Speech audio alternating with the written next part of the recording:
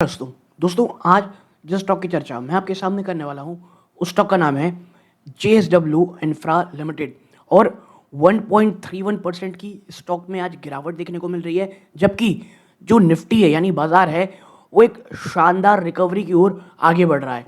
और JSW infra में लगातार इतने ज़्यादा सवाल आ रहे थे कि मुझे ये वीडियो बनानी पड़ी। JSW इंफ्रा में ऑलमोस्ट एक आप कह सकते हो एक महीने सवा महीने पहले मैंने वीडियो बनाया था।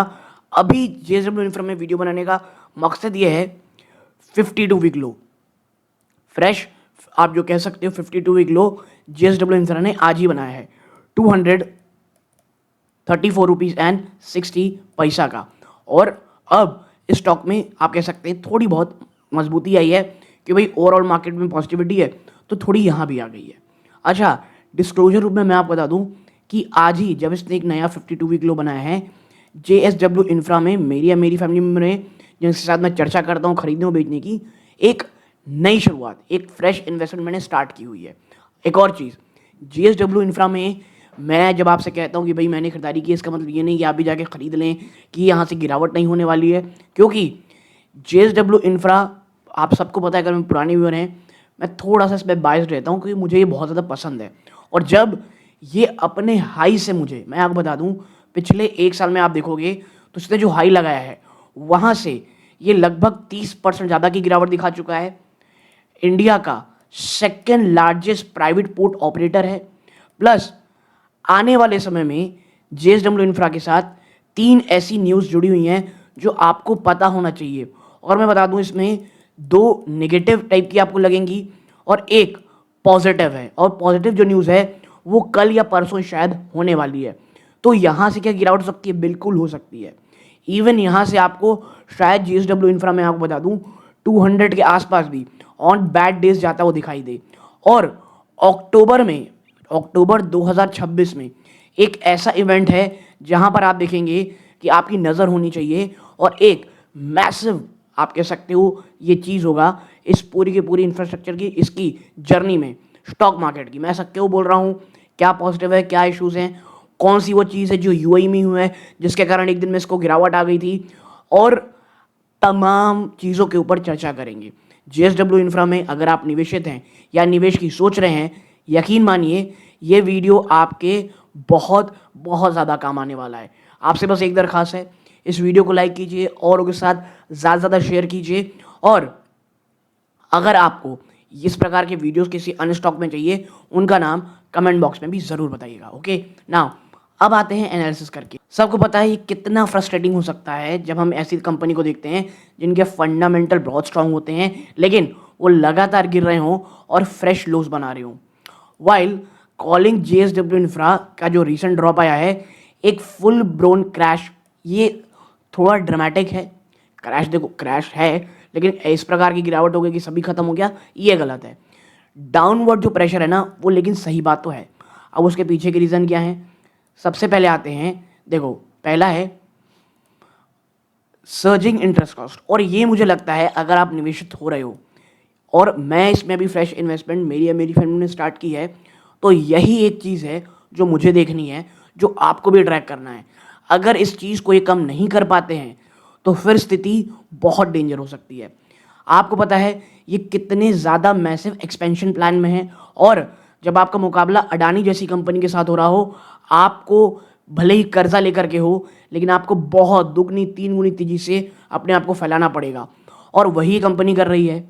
और कुछ रीसेंट लॉजिस्टिक्स एक्विजिशन भी इन्होंने की है। लेकिन हुआ क्या इससे, अब भैया आपको फंड भी चाहिए, फंड उठाओगे कहाँ से? मार्केट से। और मार्केट से अगर पैसे उठाओगे उसका इंटरेस्ट देना पड़ेगा। तो जो कंपनी का इंटरेस्ट एक्सपेंस है वो 200%, जी हाँ 200% भाग चुका है पिछले 6 महीनों में। और इसी ने शॉर्ट टर्म इन्वेस्टर को कहीं ना कहीं सरदर्दी में रखा है, और ये जो आप गिरावट देख रहे हो कहीं ना कहीं उसी का रिफ्लेक्शन है। तो पहली चीज़, अगर आप JSW में निवेश की सोच रहे हो तो ये एक ऐसी चीज़ है जो आने वाले समय आपको ट्रैक करनी है, ठीक है।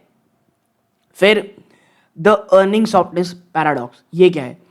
रेवेन्यू नो डाउट भाई बढ़ी है, क्योंकि जो कार्गो के वॉल्यूम्स हैं वो बहुत ज़्यादा बढ़े थे, लेकिन जो राइजिंग डेप्रिसिएशन है और फाइनेंस कॉस्ट है ये पूरी की पूरी बॉटम लाइन को खा रहा है। और जो नेट प्रॉफिट है वो ऑलमोस्ट फ्लैट दिख रहा है, यानी वॉल्यूम बढ़ रहा है कंपनी का, मार्जिन नहीं बढ़ रहा है। फिर द इक्विटी ओवरहैंग, और ये वो चीज़ है जो आपको समझनी पड़ेगी, ठीक है।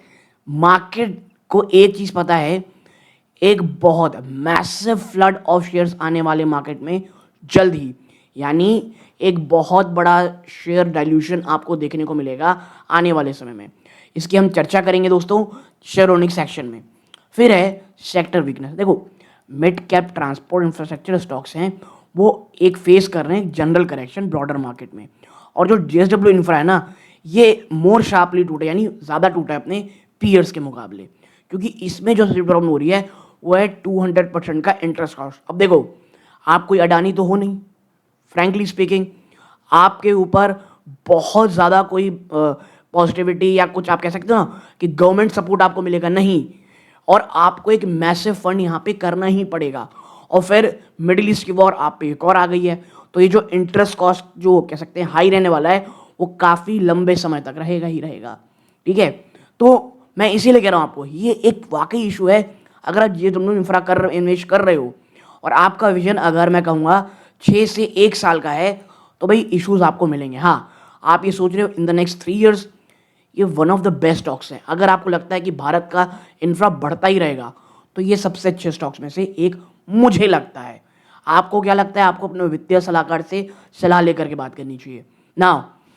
अब आते हैं एक इंसिडेंट के ऊपर जिसकी हम सबको पता होना चाहिए, फुजीरा लिक्विड टर्मिनल इन यूएई। अब देखो, मैं नाम गलत ले रहा हूँ तो आई एम रियली सॉरी, ठीक है। नाउ इंसिडेंट क्या हुआ, देखो हुआ क्या, एक इंटरसेप्टेड ड्रोन जो अटैक कर रहा था यूएई में, उसकी जो डिब्री यानी उसका जो टूट के बिखरता है, तो वो टर्मिनल की फैसिलिटी में गिरा।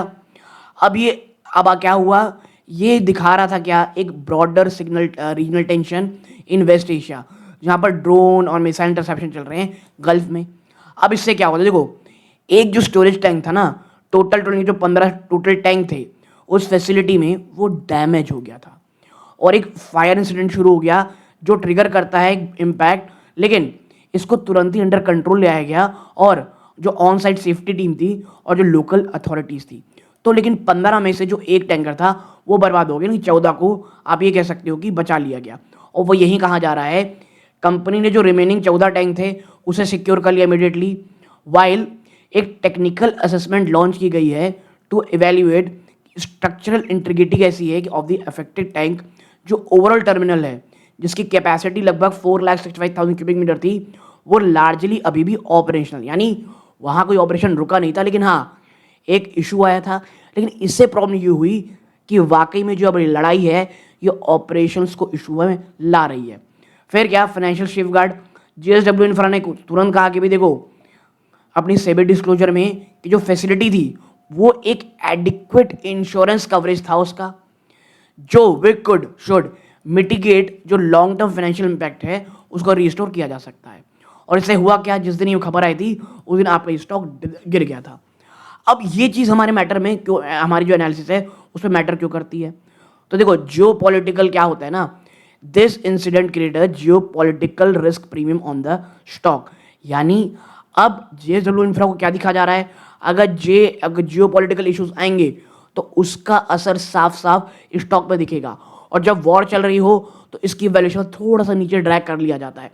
जो से प्रीमियम मिलता था अब वो प्रीमियम थोड़ा घट जाएगा, खत्म नहीं होगा, घट जाएगा। और वही इसके साथ हुआ, और वही इसके साथ लगातार हो रहा है। देखो हुआ क्या, सप्लाई चेन पिवट।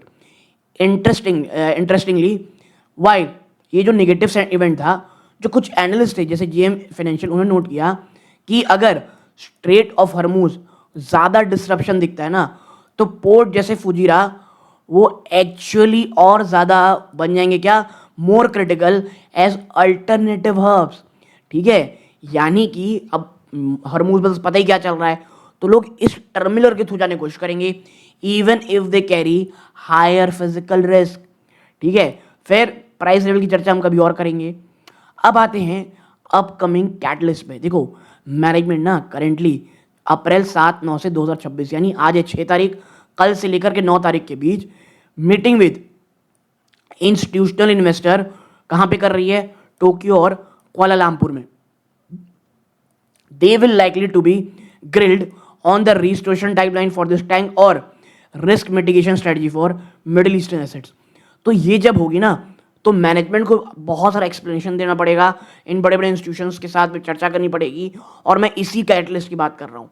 अगर अगर वो कन्विंस करने में कामयाब होते हैं, वो सेटिस्फाइड रहते हैं, तो ये जो इशू आपको देखने को मिल रहा है ये कहीं ना कहीं काफ़ी हद तक आपको एक शांत होता दिखाई देगा।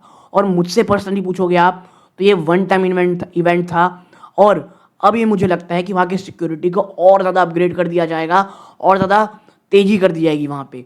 और जो इनका जो यूएली फैसिलिटी है इसमें कुछ बड़ा एक्शन हो इसके चांसेस मुझे कम लगते हैं। क्या ये वनरेबल है? जी हाँ बिल्कुल, जब तक ये मिडिल ईस्ट की वॉर चलेगी वहाँ पे इशू रहेंगे। ये चीज़ें हो गई। अब भाई प्लान क्या है, इन्वेस्टमेंट और रीसेंट ऑर्डर। तो देखो जैसा हमने ऊपर भी चर्चा की है, अगर आपको अडानी के सामने खड़ा रहना है, आपके पास एक मैसिव, और जब मैं मैसिव कहता हूँ ना तो very massive long term scale plan होना चाहिए। तो वही कर रही कंपनी एग्जीक्यूट कर रही है 39,000 crore integrated capital expenditure programme. अब इसके अंतर्गत ये हो रहा है, इनका गोल है कि जो टोटल कार्गो हैंडलिंग कैपेसिटी है जो अभी 170 से एमटीबी है, इसे बढ़ा करके 400 मेट्रिक टन पर एनम कर दिया जाएगा बाय फाइनेंशियल ईयर 2030। आप ग्रोथ देख रहे हो, और अगर आपको लग रहा हो यार फाइनेंशियल 30 तो बहुत दूर है, it will only take 4 more years. और उसमें भी 26 का तो भाई साहब अप्रैल तो आ ही गया। ये चीज़ें हैं। फिर port to hinterland logistics, JSW invest कर रही है 9,000 करोड़ रुपए ताकि बिल्ड कर पाए फुल्ली इंटीग्रेटेड लॉजिस्टिक सिस्टम। और इन्होंने रिसेंटली कंप्लीट किया एक्विजिशन बहुत सारे रेल लॉजिस्टिक एंटिटीज जैसे Navkar corporation, JSW mineral rail logistics for an enterprise value of 1,212 crore. और यहीं पे क्या आता है पता है आपको? खैर एक और पॉइंट पहले लेते हैं, उसके बाद चर्चा करेंगे इसमें। एक और पॉइंट आता है कंपनी का एक एम्बिशियस ग्रीन फील्ड प्रोजेक्ट, वो है एम्बिशियस डेवलपमेंट इंक्लूड केनी पोर्ट कर्नाटका में 4,000 करोड़ से ज़्यादा, जटाधर पोर्ट उड़ीसा में 3,000 करोड़ का, और both slitted for completion around financial 27 से फाइनेंशियल 29। और यहीं पे मेरी बात आती है, ये जो आप इंटरेस्ट कॉस्ट बढ़ते देख रहे हो ना भैया, वो पैसे दिन प्रतिदिन कोई काम काज के लिए नहीं ला रहे हैं कि कंपनी पैसे नहीं दे पा रही है, कि कंपनी अपना इंटरेस्ट कॉस्ट कंप्लीट नहीं कर पा रही। नहीं, कंपनी बहुत बड़ा निवेश कर रही है एक मैसिव कैपेक्स के लिए। 2030 तक कंपनी के पास एक बहुत ज़्यादा बड़ा प्लान है। और सबसे बड़ा जो एक और हिंडर है हमारे लिए, वो अब आने वाले समय में भी ख़त्म हो जाएगा। तो मैं आपसे यही कह रहा हूँ, अगर 3 से 4 साल का आपके पास समय है, जेएसडब्ल्यू इंफ्रा को यहाँ पर आराम से एक्विजिशन मोड में स्टार्ट कर सकते हैं। अगर 350 के आसपास लिया है तो यहाँ पे नेक्स्ट एवरेज आउट हो सकता है। ठीक है, हाँ अगर आप ये सोच रहे हो कि जल्दी चीज़ें ठीक हो जाएंगी तो मुझे ये नहीं लगता है। अगर जेएसडब्ल्यू इंफ्रा में कोई बहुत ज़्यादा गिरावट भी नहीं होगी, क्योंकि 200 नो डाउट एक ऐसा लेवल है, जेएसडब्ल्यू इंफ्रा तोड़ेगा इसके चांसेस मुझे पर्सनली बहुत ज़्यादा कम लगते हैं। अगर जेएसडब्ल्यू इंफ्रा वो तोड़ रहा होगा तो एक चीज़ ध्यान में रखिएगा, पूरा का पूरा बाजार एक खतरनाक गिरावट की ओर चल रहा होगा, और जो वॉर है वो अपना बहुत ही बदसूरत चेहरा ले चुकी होगी। तो वो तो किसी के साथ भी हो सकता है।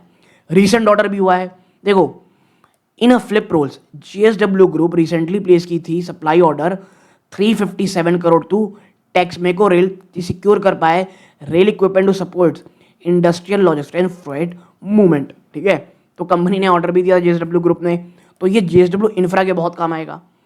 तो एज अ इन्वेस्टर, ये तो बहुत सारी बातें होगी, एज अ इन्वेस्टर वो कौन सी चीज़ जो हमको देखनी है? तो देखो सबसे पहला आता है एबिटा मार्जिन।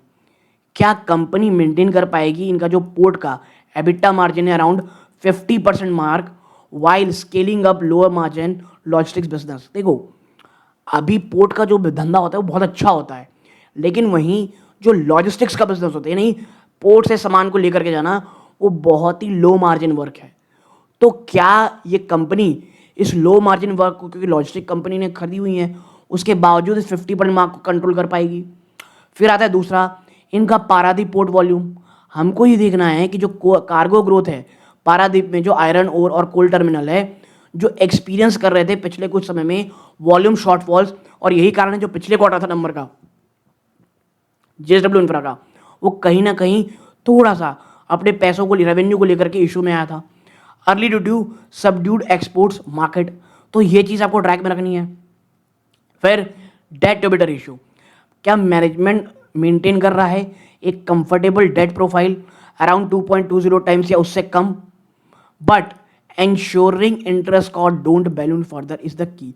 और मैं ये बार बार कह रहा हूँ, क्या इंटरेस्ट, क्योंकि देखो बहुत मैसिव चीज़ें हैं, क्या इंटरेस्ट कॉस्ट कंपनी का कम आएगा? अब जो आप कह सकते हैं जो इंटरेस्ट रेट अगर वो कम आता तो कहीं ना कहीं उम्मीद दिखती, लेकिन ऐसा होता दिखाई नहीं दे रहा है। तो जेएसडब्ल्यू इंफ्रा में अगर आप निवेशित हो तो ये आपको देखना पड़ेगा भैया। अब मेजर रिसेंट इवेंट, तो देखो फरवरी 20 में एक फंड रेजिंग अप्रूवल आता है, कंपनी अप्रूव करती है enabling resolution to raise fund by issuing up to 225 crore equity share via QIP FP और राइट इश्यूज। तो एक काफ़ी बड़ा फंड रेजिंग बात होने वाली है। फिर आता है ये चीज़, सेबी डेडलाइन।